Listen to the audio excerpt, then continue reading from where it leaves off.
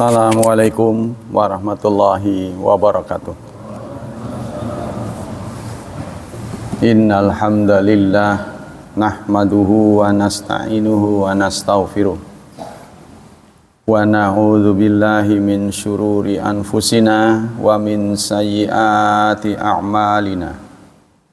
May yahdihillahu fala mudhillalah wa may yudlil fala hadiyalah. Asyhadu an la ilaha illallah wa asyhadu anna Muhammadan abduhu wa rasuluh la nabiyya ba'dah.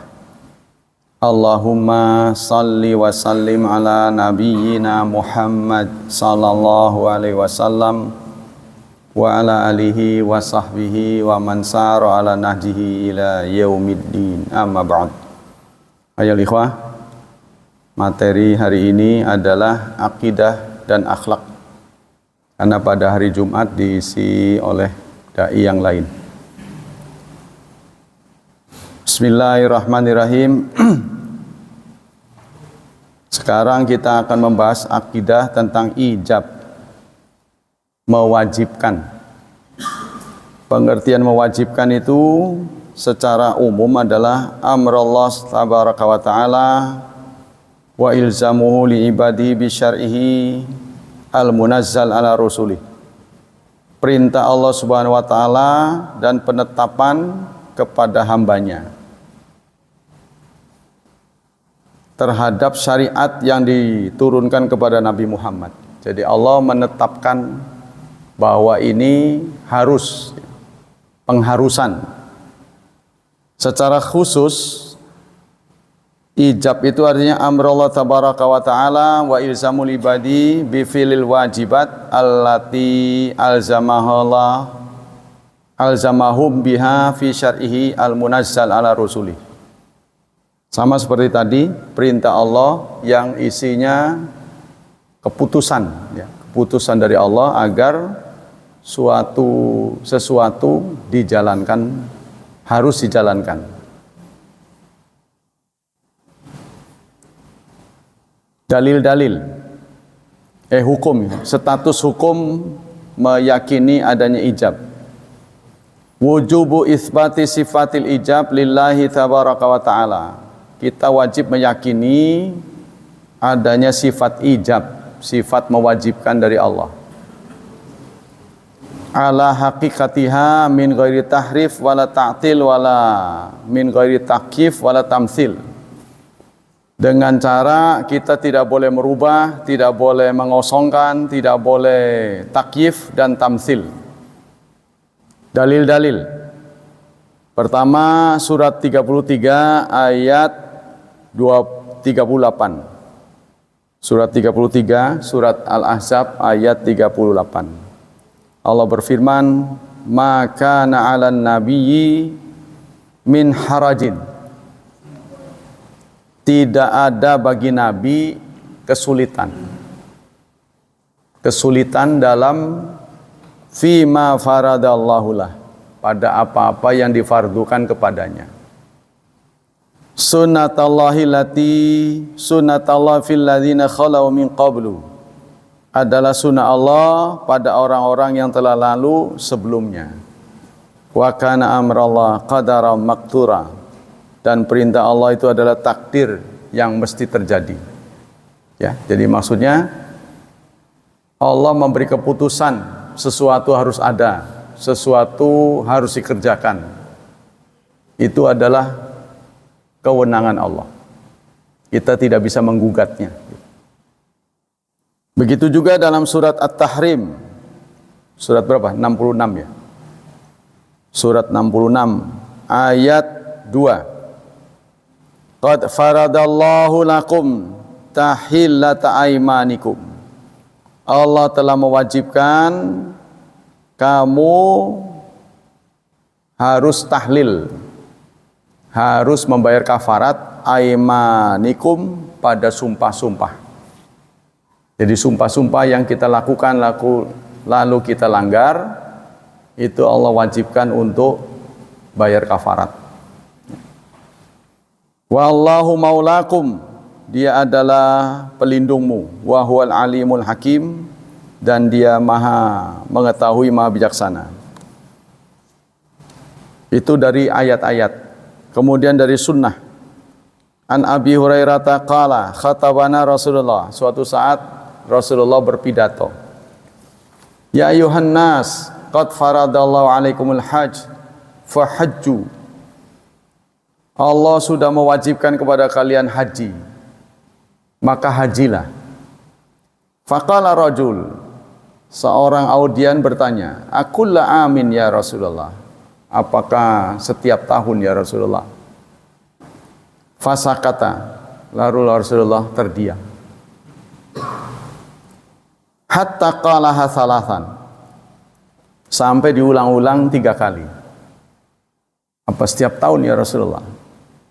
Faqala Rasulullah, lalu Rasulullah menjawab, lau qultu na'am, andai aku jawab iya, la wajabat, niscaya haji itu menjadi wajib. Walam mastata'tu, dan kamu tidak akan mampu. Ya, jadi ada suatu saat Rasulullah berpidato, Allah mewajibkan haji padamu. Tapi ada seorang laki-laki mungkin nyelak ya. Rasulullah belum selesai, dia bertanya, apa setiap tahun ya Rasulullah harus haji? Rasulullah tidak menjawab, dan itu diulangi 3 kali. Akhirnya Rasulullah menjawab, andaikan aku jawab iya, niscaya la wajabtu, aku akan mewajibkannya. Kalau nanti aku wajibkan, kamu tidak akan mampu. Ya, kita diwajibkan seumur hidup sekali aja udah ngos-ngosan ya, ngantrinya sampai lama. Wa qauluhu la wajabtu ay la aujabahallah, artinya aku akan mewajibkan, artinya Allah akan mewajibkannya. Qala Ibnu Taimiyah, falihadza kana dinul mu'minin billahi wa rasuli anal ahkam khamsah. Karena itu agama Allah ini terdiri dari 5 hukum ya. Pertama adalah wajib, sunnah, terus wenang, ya, makruh dan haram. La yakhadhu ila an Rasulillah, semua itu didapat dari Rasulullah. Memang wajib, makruh itu boleh jadi tidak ada ketentuannya dari lisan Rasulullah, tapi itu didapat dari penelitian terhadap Rasulullah. Ya, contohnya ini hukum sholat sunnah, sholat wajib gitu. Rasulullah tidak mengatakan ini wajib, nah, ini sunnah, tidak. Tapi itu berdasarkan penelitian. Contohnya sholat-sholat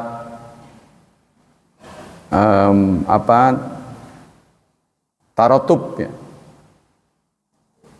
Sholat-sholat yang qobliyah dan ba'diyah, mutaratibah kan.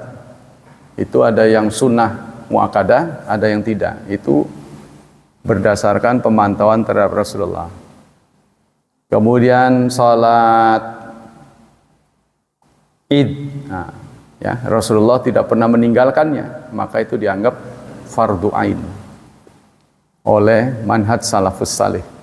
Tapi kalau menurut catatan kitab-kitab fikih, masuknya fardu muakkad, sunnah muakkad, tidak termasuk wajib. Tapi kalau melihat praktik dari Rasulullah tidak pernah meninggalkan sholat Id, maka oleh manhaj salafus salih dianggap wajib. Itu contohnya. Itu jadi berdasarkan pemantauan. Aqwalu ahlil ilmi, pendapat-pendapat ulama. Kalamul ulama fi hadza katsir, komentar ulama tentang hal ini banyak. La siyama al-usuliyin, terutama para ahli kalam, ahli tauhid. La minal ahkami syar'iyyah al wajib wal muharram wal wajib la yakunu wajiban illa bi ijabillahi ta'ala. Wajib tidak bisa menjadi wajib kecuali ada ketentuan wajib dari Allah. Jadi tidak boleh seseorang mewajibkan kecuali ada ketentuannya. Jadi kalau ada kata halal, kata haram, itu ada yang lebih menggunakan kalau pendapat ya, bukan mengatakan kata haram dan halal, tapi makruh. Jadi makruh tanzih dianggap haram oleh sebagian orang. Ada yang begitu, walaupun menggunakan bahasa makruh, karena nasnya itu tidak ada haram. Itu ya. Nah, jadi berhati-hati sekali para ulama merumuskan hukum. Wa min kalamihim mayali bahwa Ibnu Khuzaimah fi sahihi baban qala fihi babu dzikru ijabilah al jannat lisaib. Nah, contohnya Ibnu Khuzaimah dalam sahihnya menulis satu bab ya, Allah mewajibkan surga lisaim bagi orang yang puasa yauman wahidan, masuk surganya sehari. Idza jama'a ma saumihi, apabila seseorang bisa menyatukan bersama puasanya sedekah wasyuhudu janazah, menyaksikan janazah, artinya ikut salat, ikut mengiring dan ikut ke kuburan, wa iyadatul marid, serta menengok orang sakit. Jadi kalau tidak salah ini berasal dari hadis yang disampaikan di muka umum oleh Rasulullah. Siapa di antara kalian yang hari ini menengok orang sakit? Saya, kata Abu Bakar. Siapa di antara kalian yang hari ini sudah sedekah? Saya. Abu Bakar kembali menjawab. Siapa yang hari ini sudah mengiring salat jenazah? Saya. Barang siapa yang kumpul 4 hal ini, maka dia masuk surga. Nah, ini kata ahli tauhid, ya. Orang tersebut mendapat tambahan 1 hari. 1 hari saja. Ya lumayan. Wa qala Ibnu Jarir At-Tabari. Tapi kalau di hadis itu tidak ada ketentuan 1 hari menurut ahli tauhid. Wa amma qaul Ibrahim Rabbana inni askantu min dzurriyyati biwadin ghairi dzi zar'in inda baitikal muharram fa innahu iyakun dzalika qabla ijabila fardhu tarimi ala lisani khalaq fa innama unya bidzalika tahrim Allah iyahu alladzi harrama bihiyatatihi iyahu, seperti yang difirmankan oleh Allah tentang Nabi Ibrahim. Rabbana, ya Tuhan, inni askantu, aku menempatkan min dzurriyyati, keturunan-keturunanku, biwadin ghairi dzi zar'in, di suatu lembah yang tidak ada tanam-tanaman, di dekat rumahmu al-muharram, yang disucikan. Ya, ini kan, siapakah yang menentukan batasan-batasan itu? Ya, batasan-batasan ini kan, haram ini suatu zona yang dibatasi oleh Rasulullah, tidak bisa dikurangi, tidak bisa ditambah sampai hari kiamat. Ya, kalau bisa ditambah, tentu jamaah haji bisa diperbanyak.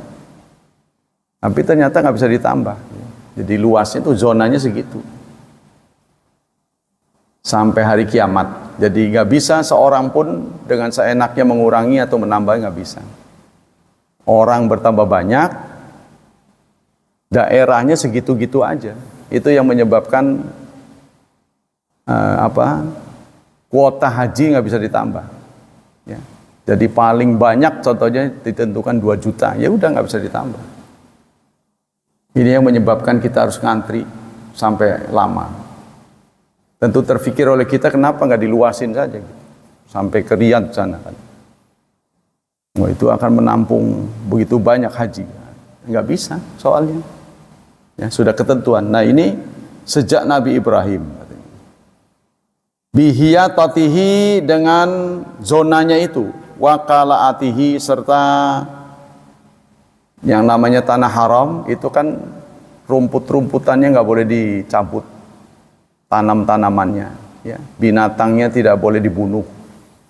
Itu sudah ketentuan, jadi ada batasnya. Jadi kalau di luar itu ada burung boleh ditangkap, boleh dimakan, boleh disembelih.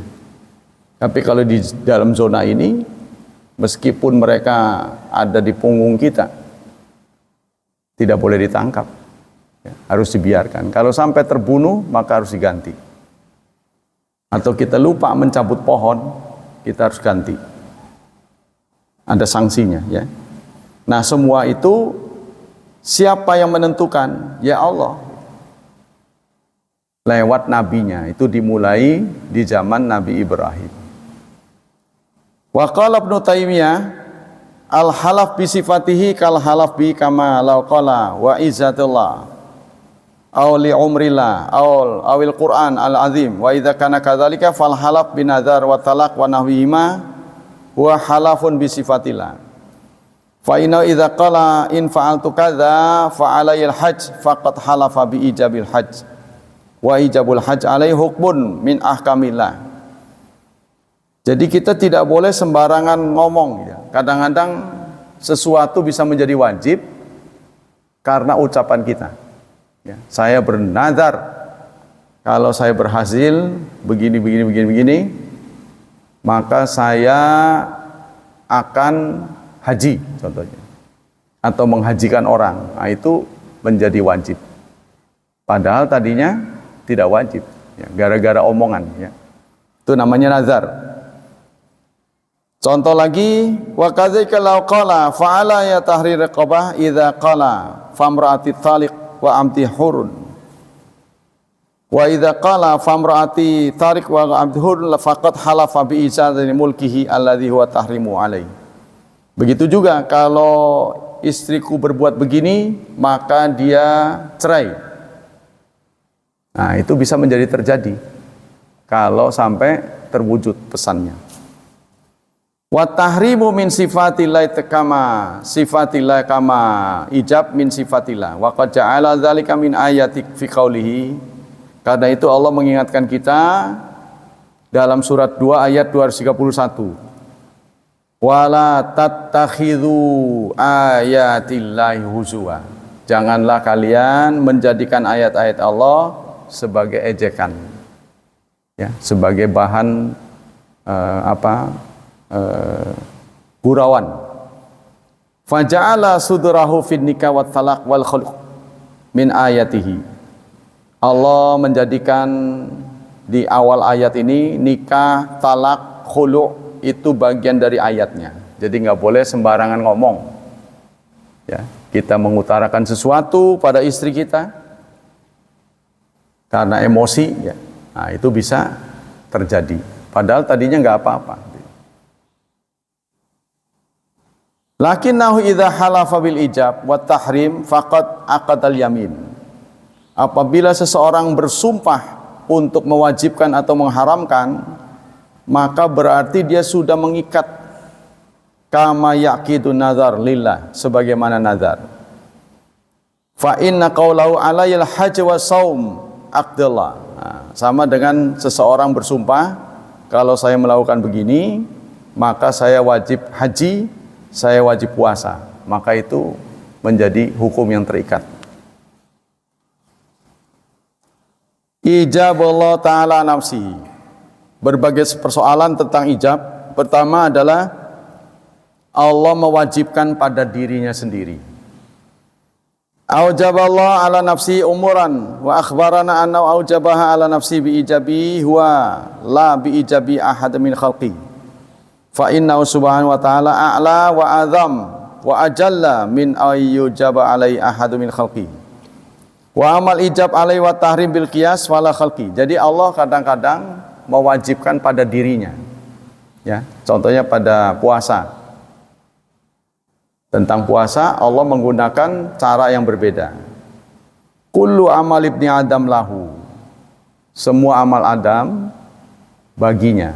Artinya baginya itu seseorang bisa ngukur berapa yang diperoleh dari perbuatan selain puasa, yaitu nilai yang Allah berikan mulai dari 10 sampai 700. Mekanismenya yang diberikan kepada malaikat, penilaian untuk amal selain puasa. Kullu amal ibni Adam lahu.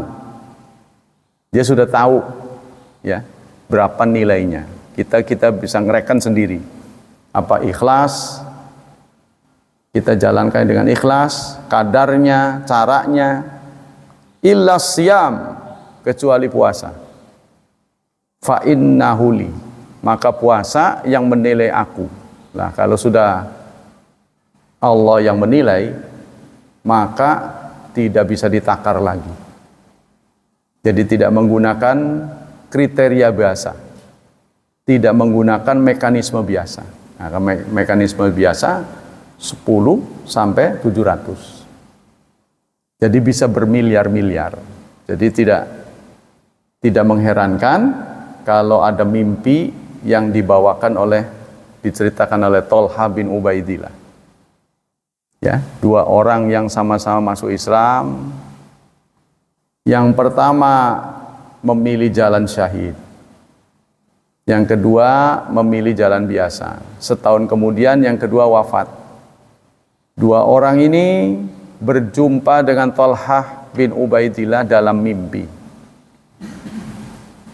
Mereka bertiga ada di gerbang surga.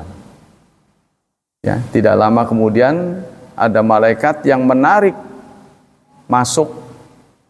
Justru yang masuk Islam yang belakangan, yang mati belakangan. Ya, sama-sama masuk Islam 2 orang. Yang ditarik pertama itu yang mati biasa.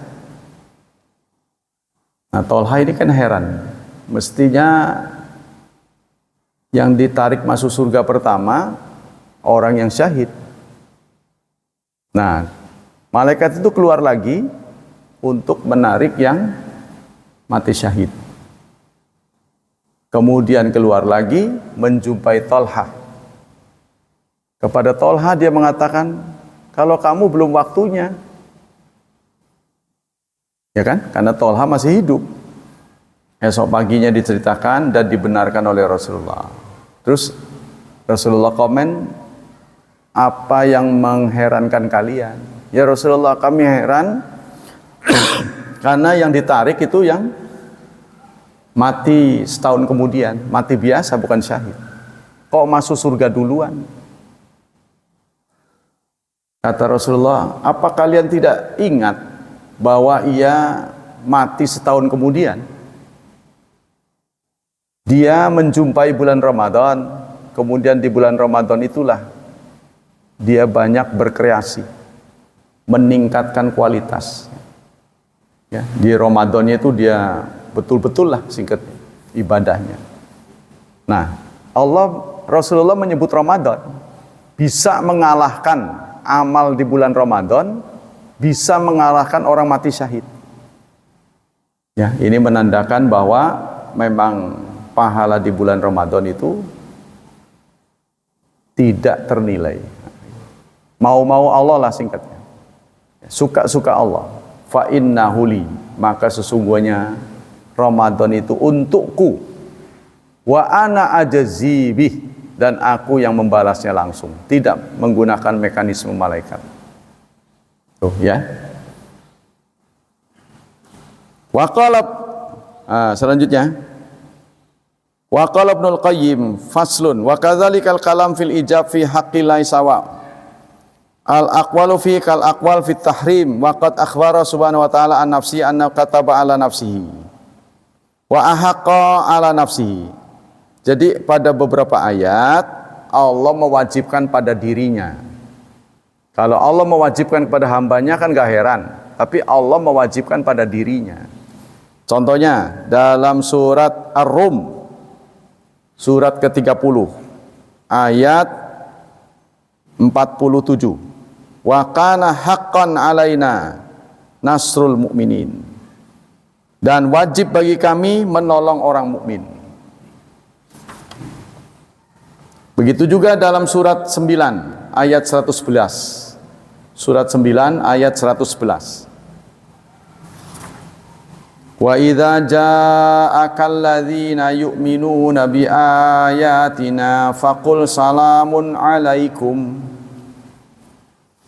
Wa idza ja'akal ladzina yu'minun, dan jika datang kepadamu orang-orang yang beriman dengan membawa ayat-ayat kami, beriman kepada ayat-ayat kami, faqul, katakanlah, salamun 'alaikum, selamat atas kalian. Kataba rabbukum ala nafsihi rahmah, Allah mencatat pada dirinya rahmat. Ya, jadi orang-orang yang percaya kepada ayat-ayat Allah, maka dicatat oleh Allah akan mendapatkan rahmat. Begitu juga dalam surat tadi, surat 6 ayat 54 ya. Kemudian surat 9 ayat 111, Innallaha ashtara minal mu'minina anfusahum wa amwalahum bi anna lahumul jannah. Sungguh Allah telah membeli dari orang beriman diri dan harta mereka. Apa dibelinya dengan apa? Bi anna lahumul jannah, bahwa mereka dibarter dengan surga. Yuqatiluna fi sabilillah, mereka berjuang di jalan Allah, fayaqtulun wa yuqtalun, maka mereka membunuh atau dibunuh. Wa'dan alaihi, merupakan janji atas Allah, haqqan fit Taurati wal Injil wal Quran, yang tercatat dalam Taurat, Injil dan Quran ya. Jadi ini memberikan apresiasi luar biasa pada pejuang-pejuang Islam. Wa fil hadits sahih, dalam sebuah hadis sahih Rasulullah pernah bersabda kepada Mu'adz, "Atadri ma haqqallah ala ibadi?" Tahukah kamu wahai Mu'adz, apa hak Allah kepada hambanya? Maksudnya kewajiban hambanya apa? Qultu Allah wa rasuluhu a'lam, Allah dan Rasul yang lebih tahu. Qal haqquhu alaihim ay ya'buduhu, hak Allah kepada hambanya hendaklah diibadati. Diibadati dengan benar, la yusyriku bihi syai'a, tidak menserikatkan dengan apapun. Inilah syarat utama ya, supaya kita bisa memperoleh surga, itu harus tidak boleh musyrik. Terus sebaliknya, atadri ma haqqul ibad 'ala Allah, apa yang menjadi kewajiban Allah pada hambanya jika seseorang sudah konsekuen? Idza fa'alu dzalika, jika sudah mengerjakan semua itu. Qultu, aku menjawab, kata Mu'adz, Allah wa rasuluhu a'lam, Allah dan Rasul yang lebih tahu. Qala haqquhum alaihi alla yu'adzibahum, kewajiban Allah atas hambanya adalah tidak menyiksanya. Ya, jadi kalau kita sudah menjalankan sesuai dengan perintah Allah, ya, kemudian kita berusaha seumur hidup tidak pernah musyrik, maka menjadi kewajiban Allah. Jadi Allah mewajibkan dirinya untuk tidak menyiksa. Itulah yang diperoleh oleh orang yang konsekuen ya, akidahnya. Baiklah, kita lanjutkan dengan akhlak. Harusnya ini materi hari Jumat, karena Jumat di siang lain. Hari ini kita akan belajar tentang rahmat. Rahmat, seperti kita tahu, adalah menjadi nama yang disematkan Allah dalam Bismillahirrahmanirrahim. Ya. Rahman berasal dari rahmat. Rahim berasal dari rahmat juga. Terus bedanya apa? Bedanya, Rahman itu untuk rahmat Allah di dunia, Rahim untuk rahmat Allah di akhirat. Rahman ya, bersamaan semua makhluk mendapatkannya. Kuncinya adalah ilmu. Siapa yang berilmu tinggi, maka dia mendapat rahmat akan lebih. Jadi siapa yang berilmu tinggi, tambah tinggi, dia akan menikmati rahmat lebih tinggi, lebih banyak. Orang yang nggak berilmu dapat si rahmat, coba ya sedikit.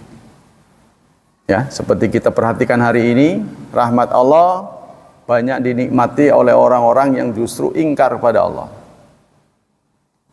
Orang-orang Eropa yang biaya hidupnya jauh di atas kita. Kenapa bisa begitu? Ya karena mereka unggul dalam hal ilmu. Unggul ya. Sementara rahim itu kuncinya adalah iman. Dan khusus untuk orang yang beriman. Orang kafir nggak akan dapat. Ya, walaupun orang berilmu tinggi, kalau tidak dibarengi oleh iman, maka dia tidak akan mendapat rahim. Wa kana bil mu'minina rahima, dan Allah hanya rahim kepada mukmin. Rahmat yang diberikan kepada manusia itu hanya 1/1%. Ya. Rahmat yang diturunkan ke dunia ini itu hanya 1%. 99% akan Allah bagikan di akhirat. Jadi maksudnya kasih sayang Allah itu lebih kita butuhkan di akhirat daripada di dunia. Di dunia ini hanya 1%. Itu pun kita berserikat dengan flora fauna. Rahmat yang diterima hewan itu jauh kadang-kadang lebih berhasil daripada manusia. Ya, seganas apapun hewan, kepada anaknya dia kasih sayang. Kita lihat seekor buaya yang begitu ganas, mulutnya, ya, kekuatan mulutnya itu sangat besar, tapi anaknya justru masuk keluar dari mulut. Jadi kalau dia sekali trep, mati semua. Begitu juga kita lihat ayam darah yang belum bertelur. Kalau kita gusah lari dia terbirit-birit. Ya kan? Tapi setelah dia beranak, jangan coba-coba. Yang tadi kita gusah itu bisa nelabung gitu. Kita ambil anaknya, bisa dikejar-kejar. Oh begitu berani dia. Itu karena ada kasih sayang yang Allah tanamkan di dalam hatinya. Tapi kita manusia kadang-kadang lebih dari hewan. Rahmatnya itu sudah hilang, ya, sehingga kita melihat kenyataan seorang ibu yang baru melahirkan tega menaruh anaknya ke dalam freezer, ya kan? Banyak sekali dia tinggal begitu saja. Memang di Indonesia ini serba salah sih. Kalau punya anak nggak punya, katakanlah seseorang nggak punya biaya, lalu dia melahirkan. Kalau dia tinggal, dia dikejar polisi. Tapi kalau dia rawat, dia nggak punya biaya. Jadi dia ingin udah kasih orang aja. Ya, jadi dia udah nggak sanggup itu. Itu akan diusut polisi. Tapi kalau dia tangani sendiri, dia nggak bisa. Nah inilah dilemanya. Nah, makanya ada rumah-rumah ya yang harusnya disiapkan untuk sosial. Beberapa hari kita pasti lihat banyak orang-orang yang nggak waras di jalanan.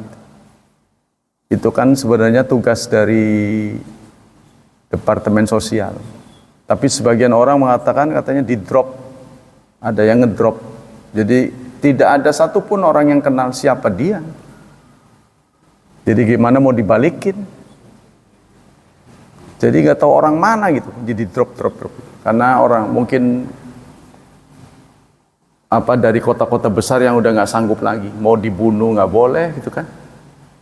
Dibiarkan hidup ngabisin ongkos, susah diatur kan, serba salah nih orang begitu, kan? Jadi ini menjadi sampah. Jadi manusia itu kalau sudah tidak main otaknya, ya begitu itu. Yang kita boleh menjadi memandang rendah. Semoga anak keturunan kita jangan sampai begitu ya. Nah, kita kembali kepada rahmat. Rahmat itu dari sisi bahasa, ya, itu artinya riqqatun, suatu perasaan taqtadil ihsan yang menggerakkan hati kita untuk memberi. Jadi kita melihat seseorang ada sensi, ya, nggak tega gitu. Di hati kita itu ada perasaan nggak tega. Itu yang orang sebut dengan rahmat. Rahmat ini kadang-kadang mengalahkan keadilan. Kalau adil itu kan di tengah-tengah. Orang salah harus dihukum. Tapi karena kasih sayanglah, kesalahannya itu bisa tercover. Seperti orang tua melihat anaknya, ya.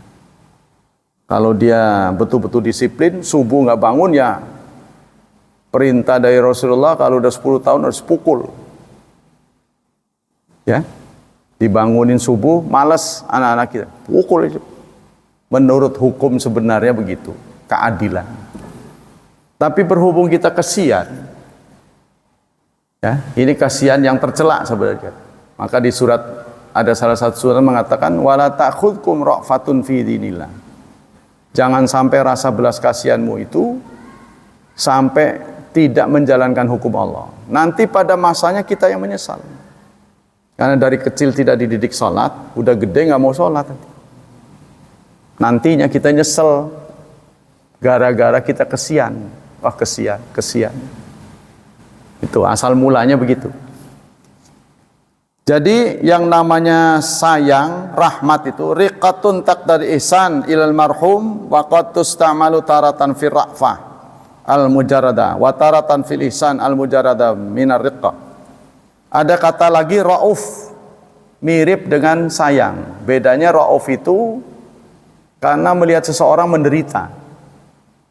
Ya, dia menghadapi masalah terus kita lihat kita nggak tega. Nah, itu namanya rauf. Tapi kalau rahmat, sayang, itu bukan karena menderita. Menderita, tidak menderita, kita tetap sayang. Seperti orang tua terhadap anak. Ya, apakah dia menderita atau tidak, orang tua tetap sayang. Tapi kalau kita melihat orang yang kena musibah, itu boleh jadi namanya rauf. Artinya, rahmat itu, rahman, itu lebih luas daripada rauf.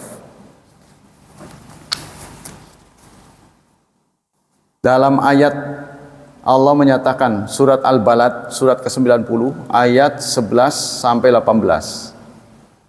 Falaq tahamal aqabah, maka mengapa tidak menjalani, ya, tidak mengikuti aqabah, undakan-undakan.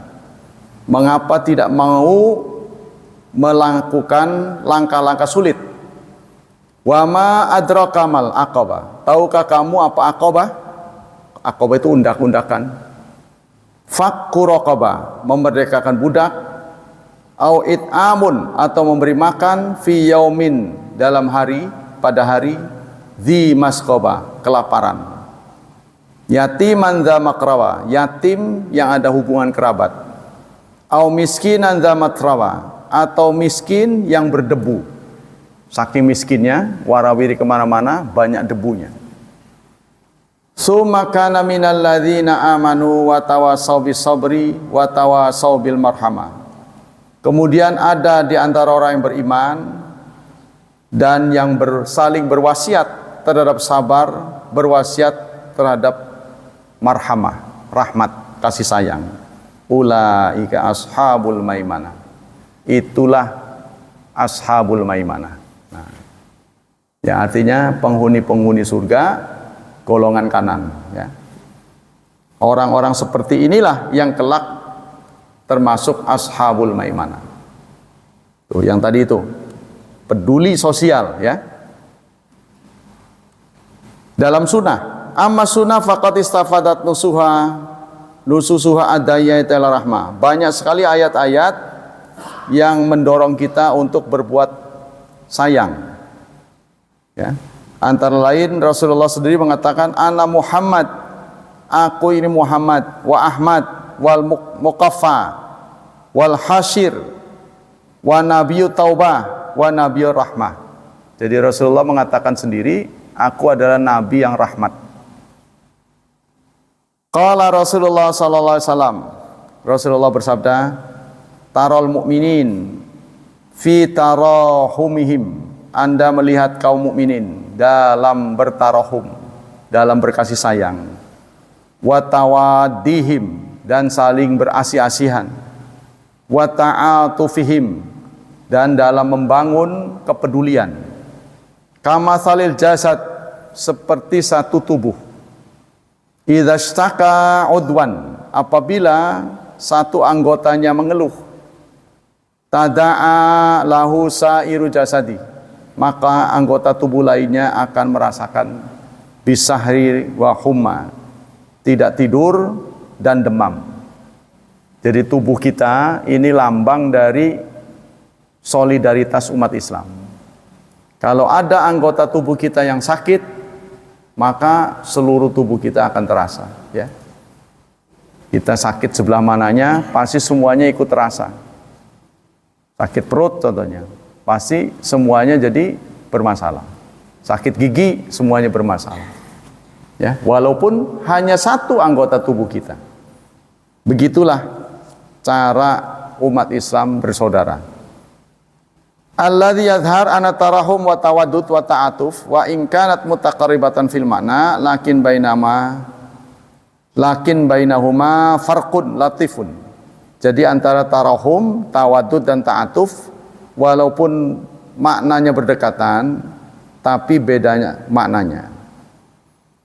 Suatu saat ja'a Arabiyun ila Nabi, seorang Arabi datang kepada Rasulullah. Arabi ini adalah lambang seorang preman, ya. Orang yang tidak terdidik. Arabi ini berapa kali diceritakan dalam hadis maupun Quran. Kadang-kadang kita perlu menangkap pikiran orang yang liar, orang yang tidak menggunakan otaknya, itu tidak berdasarkan basis teknologi, basis pendidikan biasa, basis pendidikan formal. Jadi dia informal. Orang informal ini kan tidak menggunakan kaedah-kaedah yang sudah baku. Ya umumnya preman lah. Dia datang pada Rasulullah. Faqal tuqabbiluna sibyan. Lalu dia berkata, kalian suka mencium anak-anak? Fama nuqabbiluhu. Kalau kami nggak pernah. Kata preman-preman itu. Oh, kalian suka mencium anak-anak? Kami memang nggak suka. Jadi seakan-akan kepremanannya itu akan hilang kalau cacat gitulah. Kalau kita sayang gitu ya, kok cengeng amat gitu. Seorang jenderal kok gitu. Suka nimang anak gitu kan contohnya. Ini kayak cacat gitu kan. Faqala Nabiyyu sallallahu alaihi wasallam. Lalu Nabi bersabda, awa amlaka laka an naza'allah min qalbika ar-rahmah. Apa kalian mau rasa kasih sayangnya dicabut oleh Allah? Tuh. Ya, dengan kita tidak sensitif pada anak-anak, tidak sayang pada anak-anak, nanti rasa kasih sayang itu lama-lama dicabut oleh Allah. Ibnu Battal mengatakan rahmatul walad as-saghir wa mu'anaqatuhu wa taqbiluhu wa rifqu bihi minal a'mal allati yardahallahu. Sayang anak, ya, memeluk mereka, mencium mereka, mengasihi mereka, itu adalah amal-amal yang diridhai oleh Allah. Ala tara qaulahu alaihi salatu wassalam lil Aqra bin Habis. Rasulullah pernah menegur seorang sahabat, Aqra bin Habis. Hina dzukira indan Nabi anna law asyratu minal walad ma qabbala minhum ahad. Bahwa Aqra bin Habis ini punya anak 10. Tidak ada satupun yang pernah dicium olehnya. Lalu Rasulullah berkomentar, malam yarham la yurham. Orang yang tidak sayang tidak akan mendapat kasih sayang. Nah itu ya, jadi sayang kita kalau tidak diekspresikan kepada keluarga, maka kelak rasa sayang itu akan dicabut oleh Allah, rahmatnya. Jadi artinya kalau kita tidak sayang pada makhluk, maka Allah juga tidak sayang pada kita. Dari Abdullah bin Umar bin As, qala Rasulullah, ar-rahimun, orang-orang yang mendapat rahmat, yarhamuhumur rahman, orang-orang yang sayang akan disayangi ar-rahman. Irhamu ahlal ardi, sayangilah penduduk bumi, yarhamkum man fis sama, maka penduduk langit akan menyayangimu. Fanudiba fanadaba Rasulullah ila rahma wal atfa wal atfi ala jamil khalqi min jamil hayawan ala ikhtilafi anwaiha fi ghairi hadithin. Secara tidak langsung Rasulullah mengajarkan kepada kita agar kita membangun sikap sayang. Ya, sebenarnya terjadi banyak pertengkaran itu karena rasa sayangnya tidak ada. Kalau sayang mah nggak begitu gitu kan, singkatnya gitu. Jadi kalau kita menjadi sosok, ya, seseorang menjadi orang yang sayang pada semua orang, pasti kita tidak akan mudah bertengkar. Karena rasa sayang itu mengalahkan keadilan. Seperti kita kepada anak, ya, anak salah itu tidak langsung dihukum sama kita. Kita dekati, siapa tahu ada sisi-sisi yang masuk akal sehingga dia berbuat seperti itu. Kenapa begitu? Itu kan? Belakangan ini saudara terdeteksi beberapa anak-anak usia remaja, anak sekolah itu nggak puasa, mereka merokok. Nah ini kenapa bisa begini? Yang ngajarin siapa? Nggak malu-malu lagi itu, di depan banyak orang, di warung ngerokok di bulan Ramadan. Ya kalau dia sembunyi berarti masih ada malu gitu kan. Ini udah nggak malu-malu. Kenapa itu? Jadi tidak boleh dilihat dari satu sisi gitu. Ya, boleh jadi apa kurang pendekatan dari orang tuanya. Orang tuanya cuek ya. Sebab kita lihat memang tidak sedikit saudara-saudara kita yang hidupnya lebih susah daripada kita. Mungkin kita susah, tapi yang susah lebih banyak. Udah rumahnya sempit, nggak ada halaman, anaknya banyak.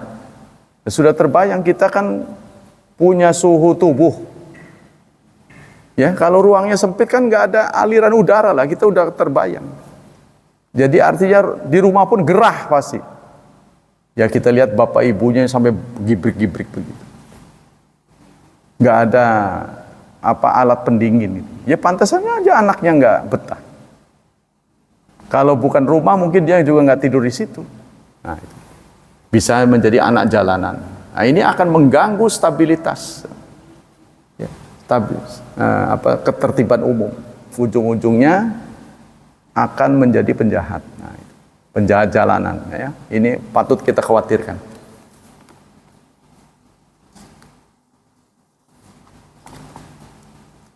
Fawaidur rahmah. Sekarang manfaat-manfaat apa yang kita bisa peroleh kalau kita menjalankan kasih sayang? Pertama, annaha sababun li ta'arud li rahmatillah. Ini akan ya mengundang rahmat Allah. Jadi kalau kita sayang sama orang, maka Allah juga akan sayang pada kita. Fa ahluha makhsusuna bi rahmati, dan kita sangat membutuhkan kasih sayang Allah. Kalau Allah sudah benci pada kita, udah nggak ada ampun. Kita hidup menderita. Terlebih kita memasuki alam akhirat, ya, yang tidak ada petanya, tidak ada petunjuknya, tidak ada guide-nya. Kalau di dunia kita mau mudik, walaupun belum pernah ke satu kota, sudah ada guide-nya, ada maps, ya kan? Oh mau kota apa? Kita tinggal browsing. Tapi di akhirat tidak ada petanya, tidak ada yang ditanya. Semua masing-masing sibuk dengan urusan sendiri-sendiri. Inilah kita butuh kasih sayang Allah. Yang kedua, mahabbatullah lil abdi wa min sama mahabbatun nasilahu. Ini akan menyebabkan Allah cinta pada kita dan akan menular cinta manusia. Jadi kalau kita sayang sama makhluk, Allah akan sayang pada kita, kemudian akan merembet sayangnya orang lain pada kita, makhluk-makhluk. Yang ketiga, wa min azami fawaidiha annal mutahalliya biha yatahalla bi khalqi bi khuluqin tahalla bihi Rasulullah sallallahu alaihi wasallam. Orang yang menjalankan cinta, maka dia telah meneladani Rasulullah. Dan meneladani Rasulullah itu adalah bagian dari konsekuensi seorang muslim. Yang keempat, annaha raqizatun azimatun yambani alaiha mujtama muslim. Bahwa kasih sayang itu adalah titik yang penting agar terbangunnya masyarakat muslim yang saling menolong. Nah ini ya, masyarakat yang bersatu adalah masyarakat yang terbangun di atas kasih sayang. Bukan kasih sayang yang semu, tapi kasih sayang yang betul-betul ya, kasih sayang yang asli. Pasti orang yang saling sayang itu akan lebih bersatu daripada yang tidak sayang. Yang kelima, annaha tash'urul mar'u bisidqin tima'il mujtama Islam mujtama'il muslim faman lam yarham la yasaiqu ayyakunu fardan fil mujtama' au juz'an minhu lidza qala Rasulullah sallallahu alaihi wasallam laisa minna man lam yarham saghirana wa ya'rifu syarafa kabirana. Orang yang sayang ya itu akan merasa dia adalah bagian dari masyarakat, akan diakui gitu keberadaannya ya. Kalau kita hidup kan nggak bisa sendiri. Kalau diakui oleh masyarakat, pasti kita akan terasa gitu ya. Tapi kalau kemana-mana masyarakat mengacuhkan kita, wah itu suatu musibah ya. Sementara kita tidak bisa hidup sendiri. Maka Rasulullah pernah menyatakan, laisa minna, bukan golongan kami. Malam yarham saghirana, orang yang tidak sayang kepada yang lebih muda. Wa ya'rifa syarafa, dan tidak menghormati yang lebih tua. Bukan golongan kami. Jadi sikap kita kepada yang muda sayang, kepada yang tua kita hormat. Nah ini kalau sikap seperti ini ya bisa dijalani oleh semua individu, maka masyarakat itu pasti menjadi masyarakat yang harmonis. Masih ada waktu ya. Yang keenam, annahu ala qadri hadzil insan minar rahmah takunu darajatu inda Allah tabaraka wa taala. Sejauh mana kita sayang kepada manusia, maka sejauh itu pula Allah sayang pada kita. Jadi kalau kita sayang kepada sesama manusia, maka Allah juga sayang kepada kita. Ya, tergantung cinta kita kepada sesama, begitu pula cinta Allah kepada kita. Waqad kanal anbiya asyadan nas rahmatan. Lihatlah para nabi ya. Nabi itu adalah orang yang paling rahmat. Wa kana Rasulullah sallallahu alaihi wasallam au farahum hadzan minhum. Rasulullah itu paling maksimal.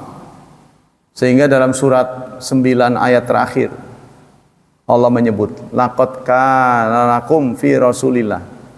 Laqad ja'akum Rasulullah min anfusikum. Telah datang kepadamu Rasul dari dirimu. Azizun alaihi ma'anittum.